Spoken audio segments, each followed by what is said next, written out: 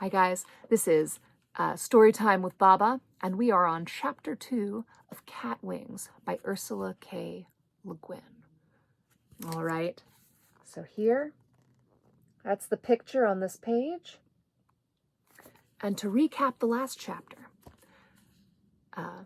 Mrs. Jane Tabby had 4 kittens, and they all had wings, and she didn't know why. But then she realized that it was really dangerous in the city they were living in, so she told them to fly away and stick together and take care of each other. All right, this is chapter 2, and we're going to see where they landed. Ready? Okay. As Thelma, Roger, James, and Harriet flew on, all they could see beneath them, mile after mile, was the city's roofs and the city's streets. A pigeon came swooping down to join them. It flew along with them, peering at them uneasily from its little round red eye. "What kind of birds are you, anyways?" it finally asked. "Passenger pigeons," James said promptly. Harriet mewed with laughter. The pigeon jumped in midair, stared at her, and then turned and swooped away from them in a great quick curve. "I wish I could fly like that," said Roger. "Well, pigeons aren't very smart," James muttered. "But my wings ache already," Roger said, and Thelma said, "So do mine. Let's land somewhere and rest." Little Harriet was already heading down toward a church steeple. They clung to the carvings of the church roof, and got a drink of water from the roof gutters. So that's what they're doing right there, is they're drinking water from the roof gutters. Ooh. "Sitting in the catbird seat," sang Harriet, perched on a pinnacle. "Well, it looks different over there," said Thelma, pointing her nose to the west. "It looks softer." They all gazed earnestly westward, but cats don't see the distance clearly. "Well, if it's different, let's try it," said James, and they set off.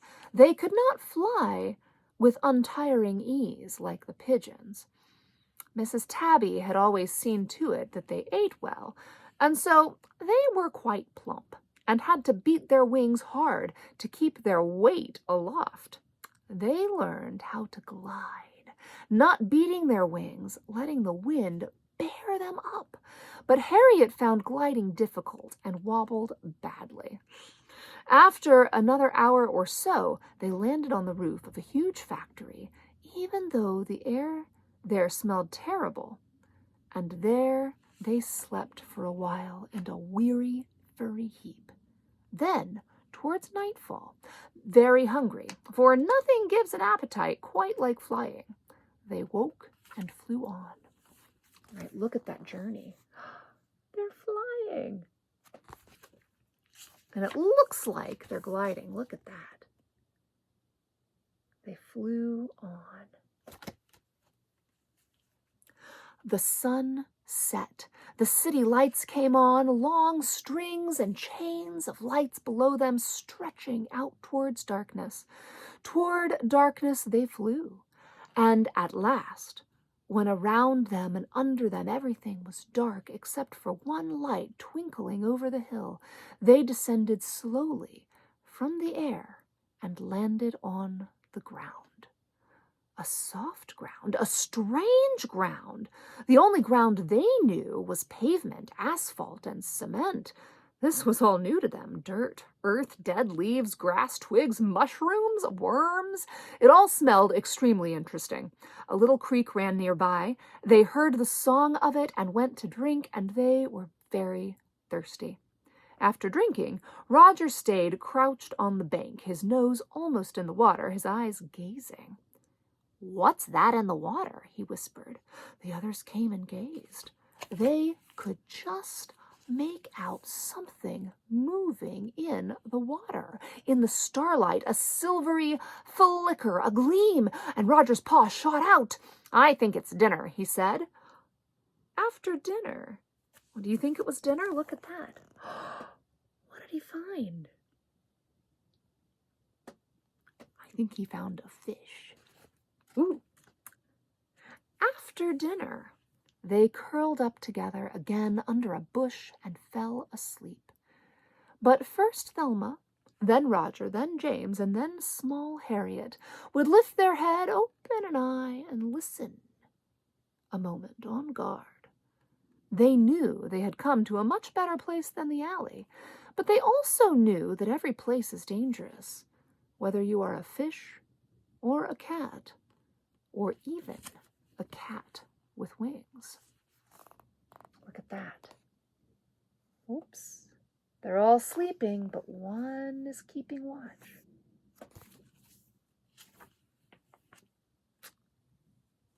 Chapter 3.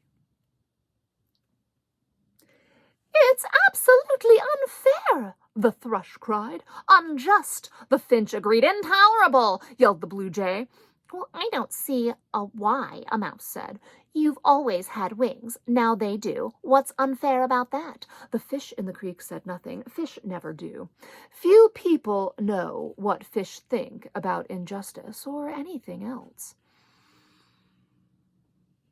"I was bringing a twig to the nest just this morning, and a cat flew down. A cat flew down from the top of the elm oak and grinned at me in mid-air," the thrush said, and all the other songbirds cried, "Shocking, unheard of, not allowed." "You could try tunnels," said the mouse, and trotted off. The birds had to learn to get along with the flying tabbies. Most of the birds, in fact, were more frightened and outraged than really endangered, since they were far better flyers than Roger, Thelma, Harriet, and James. The birds never got their wings tangled up in pine branches and never absent-mindedly bumped into tree trunks. And when pursued, they could escape by speeding up or taking evasive action. But they were alarmed, and with good cause, about their fledglings. Many birds had eggs in the nest now.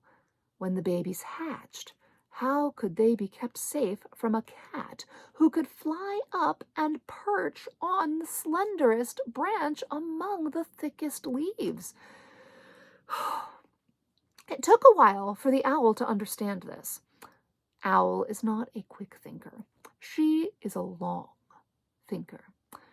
It was late in spring, one evening, when she was gazing fondly at her two new owlets, that she saw James flitting by, chasing bats, and she slowly thought, "This will not do." And softly, Owl spread her great gray wings, and silently flew after James, her talons open. Oh my. Look at that.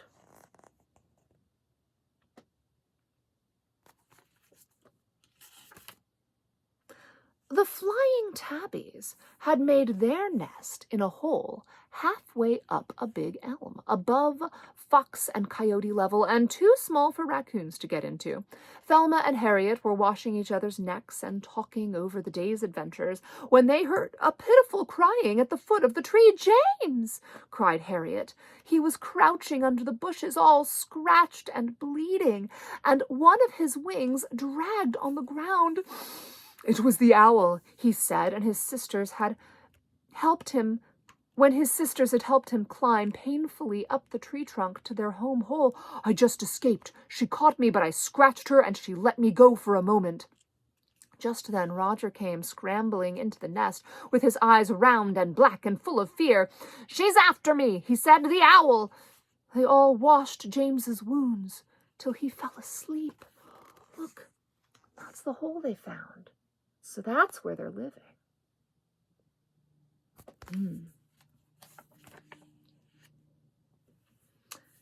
"Now we know how the little birds feel," said Thelma grimly. "What will James do?" Harriet whispered. "Will he ever fly again?" "He'd better not," said a large, soft voice just outside the door. The owl was sitting there. The tabbies looked at one another. They did not say a word until morning came. Look at that. Wow. At sunrise, Thelma peered cautiously out. The owl was gone. Until "Until this evening," said Thelma. From then on, they had to hunt in the daytime and hide in their nest all night, for the owl thinks slowly, but the owl thinks long. James was ill for days and could not hunt at all. When he recovered, he was very thin and could not fly much, for his left wing soon grew stiff and weak. He never complained. He sat for hours by the creek, his wings folded, fishing. The fish did not complain either. They never do. One night of early summer, the tabbies were all curled in their home hole, rather tired and discouraged.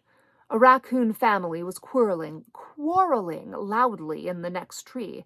Thelma had found nothing to eat all day but a shrew, which gave her indigestion. A coyote had chased Roger away from the wood rat he had been about to catch that afternoon. James's fishing had been unsuccessful. The owl kept flying past on silent wings, saying nothing. Oh, there's the raccoons. Two young male raccoons in the tree started a fight, cursing and shouting insults. The other raccoons all joined in, screeching and scratching and swearing. "It sounds just like the old alley," James remarked. "Do you remember the shoes?" Harriet asked dreamily. She was looking quite plump, perhaps because she was so small. Her sisters and brothers had become thin and scruffy.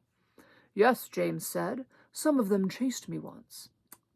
"Do you remember the hands?" Roger asked. "Yes," Thelma said. "Some of them picked me up once when I was just a kitten." "What did they do, the hands?" Harriet asked. "They squeezed me. It hurt. And the hands person was shouting, 'Wings, wings! It has wings!' That's what it kept shouting in its silly voice and squeezing me. What did you do?" "I bit it," Thelma said with modest pride. "I bit it and it dropped me and I ran back to Mother under the dumpster. I didn't know how to fly yet." "I saw one today," said Harriet. "What? A hands, a shoes?" said Thelma. "A human being?" said James. "A human being?" Roger said. "Yes," said Harriet. "It saw me too." "Did it chase you?" "Did it lick you?" "Did it throw things at you?" "No. It just stood and watched me flying, and its eyes got round just like ours."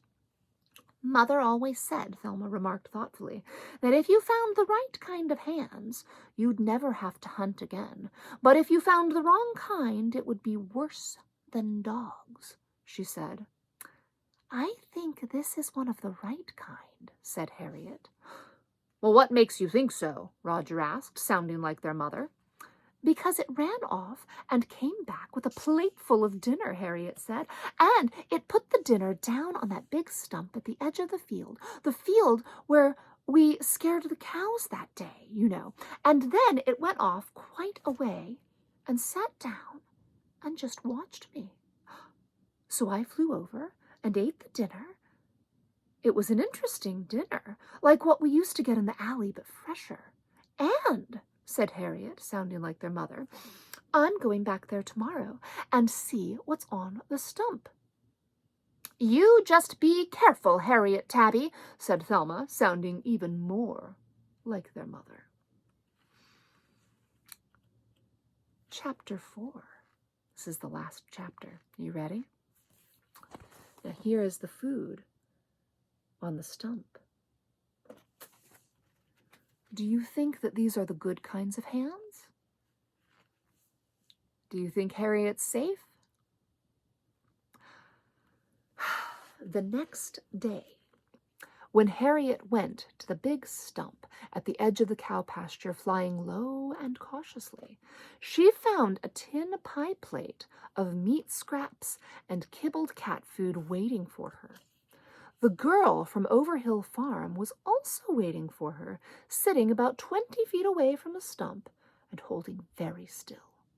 Susan Brown was her name, and she was 8 years old. She watched Harriet fly out of the woods and hover like a fat hummingbird over the stump, then settle down, fold her wings neatly, and eat. Susan Brown held her breath, Her eyes grew round. The next day, when Harriet and Roger flew cautiously out of the woods and hovered over the stump, Susan was sitting about 15 feet away.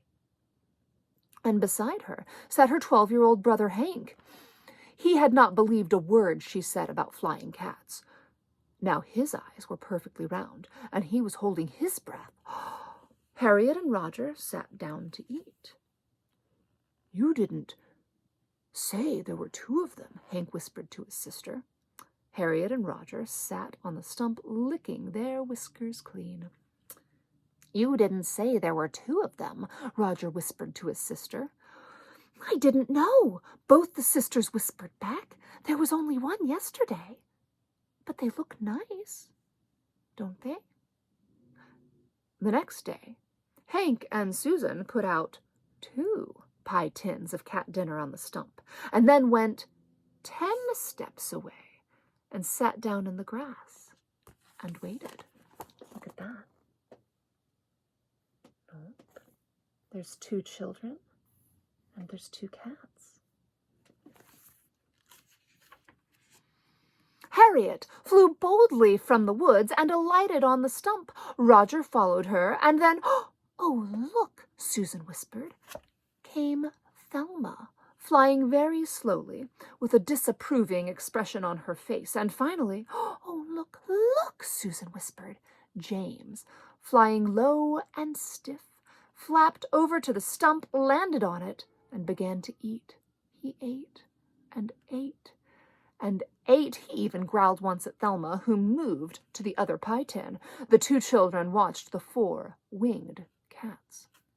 Harriet, quite full, washed her face and watched the children. Thelma finished a last tasty kibble, washed her front left paw, and gazed at the children. Suddenly, she flew up from the stump and straight at them, and they ducked as she went over. Oh, look, the children are watching. Look, the cats are eating.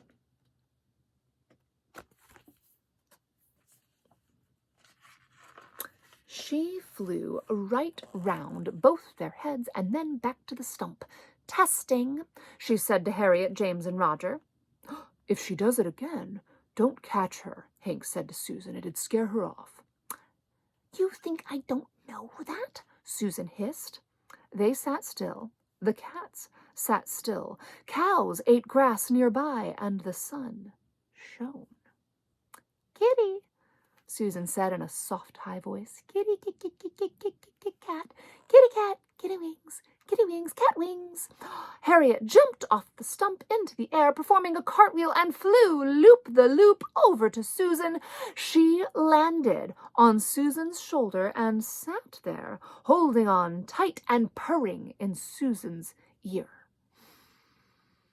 "I will never, never, ever catch you or cage you or do anything to you you don't want me to do," Susan said to Harriet.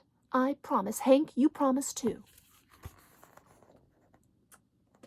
Look at that. She just landed right on her shoulder.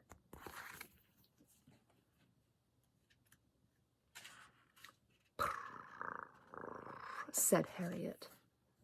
"I promise, and will never ever tell anybody else," Hank said rather fiercely, "ever, because you know how people are if people saw them." "I promise," Susan said. She and Hank shook hands, promising. Roger flew gracefully over and landed on Hank's shoulder. Said Roger. "They could live in the old barn," Susan said.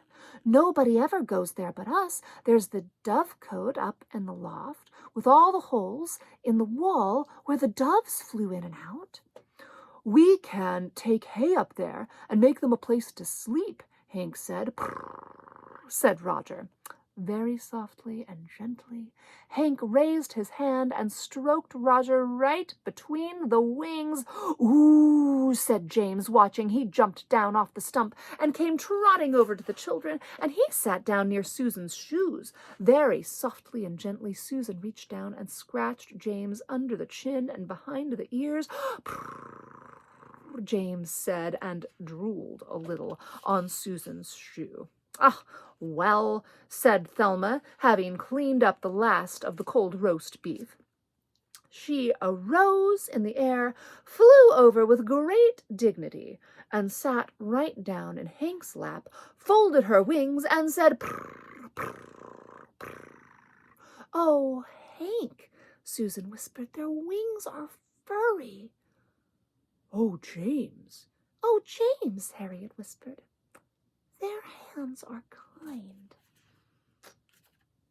And look at this. All of the cats.